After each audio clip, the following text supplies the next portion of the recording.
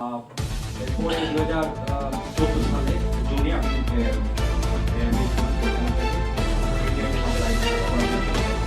So যেহেতু আমাদের এখানে ইংরেজি আপনারা আমি সবাইকে ক্ষমা চাচ্ছি একটু ইংরেজিতে কথা বলবো যাতে করে আমাদের ভয়েসটা আন্তর্জাতিকভাবে যায় আমরা বক্তব্যটা ইংরেজিতে দিই So ladies and gentlemen, today we are here in the National Press Club of Bangladesh. I'm one of the victims of enforced disappearance back in 2013.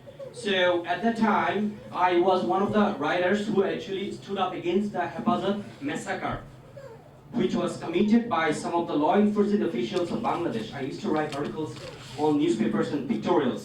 And back at the time, what happened to me was that I was picked up by some unknown detectives. I heard some foreign languages. Anyway, many people are actually citing Indian accents, English, and some people are telling that during the July revolution we've heard the Hindi words as well in the Jatrawari.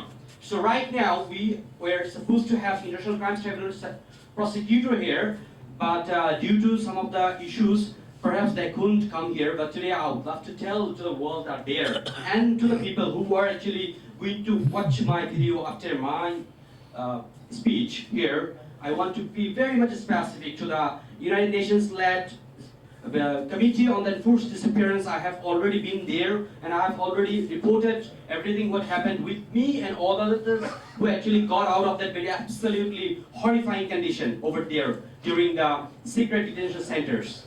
So the government has to do a lot of things. For the first time, they have to actually acquit each and every single person who went through serious crimes against humanity. And since I'm one of the victims of enforced disappearance, I know the situations in Bangladesh continued after July 2024 because we didn't speak out against Hepazat movement back in 2013.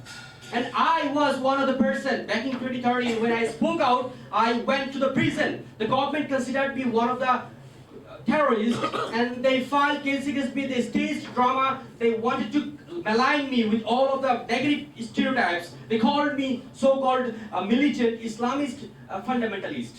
Honestly speaking, I have had no any allegations, any alliance or any kind of affiliations with any single political party of my life up to this time.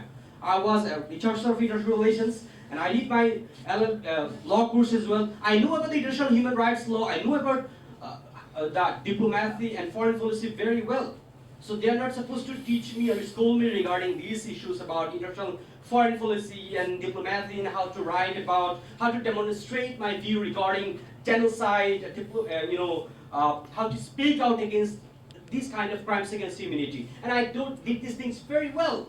But back at the time, the fascist regime promoted the people without any particular strong meritocratic belief system. So I say those people who were over there in the state mechanism, I'm just telling you, over there in the prosecution section, in almost everywhere, the whole state craft was so much corrupt. It didn't take anybody which was meritorious, which was actually demonstrating something good for the nation. So I was one of the person, I'm not gonna speak out what happened with me, with those person, and I've already told everything over there. But I want to be very specific about the situation to Dr. Yunus, his press secretary, Mr. Shafiqul Alam Bhai. Before getting here, honestly speaking, I've already sent my details about it. So I've had a book on UNHCR during a crisis, finding a common ground with Bangladesh. My name is Shoykot, and I want to consider myself one of the sons of Mr. Mahmoud Rahman Shoykot. Allah knows very well there is a correlation between this and that. I'm one of the survivors of fascist Hasina dictatorship. So right now, this is high time we have to speak out. If you don't speak out right now, we know very well that each and every country has to have good relations with all the countries. But that doesn't mean that we will go over there and take over their national security interest issues. And I, when first spoke out against those very particular incidents that continued up to July, that didn't actually make sense to them at any cost, because they are actually coming up with a war on terror game to the world outside. They are telling whoever was speaking out against so-called secular liberal democratic regime system of the then Prime Minister, an elected Prime Minister, he will be considered a terrorist.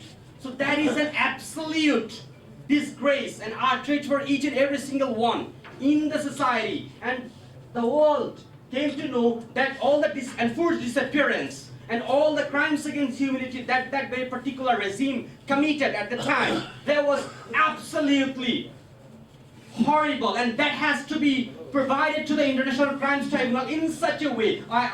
Mr.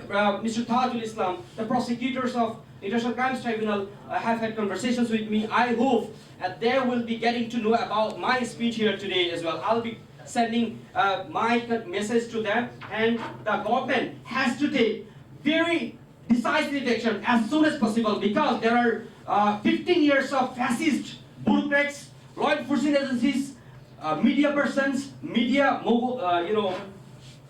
personnel in specific medias. I don't want to specify those particular media. They will be coming up with this manufacturing consent idea. They will be labeling each and every one as terrorist if we somehow want to profoundly or politely disagree with their ideas. So today, I'm very humble to speak out my minds. I'll be super happy if the government actually listens to these people and all of the youths and kids who took to the streets at the time. So this is the high time. We have to actually applaud a Human Rights Development Center, and we are very much thankful to each and every single one who took the initiative to convert International Crimes Tribunal once again to repatriate those culprits back to the country. And we also want to thank the initiative of Enforced Disappearance Commission, which was done under the UN. So I hope all of the cases will be as soon as filed, and that will be provided to the concerned authorities. That will be given justice, and then that will be ensured that no one will be able to, or no one will be showing that audacity, I would like to use the word, to make or commit any kinds of crimes against humanity in the recorded history of Bangladesh from now on. Thank you so much. Assalamu alaikum. ধন্যবাদ।